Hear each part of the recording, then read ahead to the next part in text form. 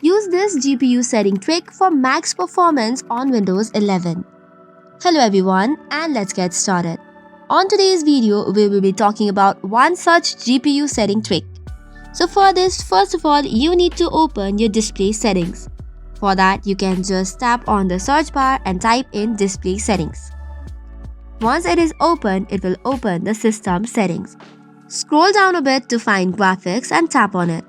Now, on the list of boxes, you have to search for Desktop Window Manager. However, if you cannot find it, go to the Browse option. Then after, go to Windows C and then into the Windows folder. Then go on the System 32-bit folder and then search for the file called as dwm.exe and click on Add. Once this is done, you should see the Desktop Windows Manager. Tap on it and go to its options.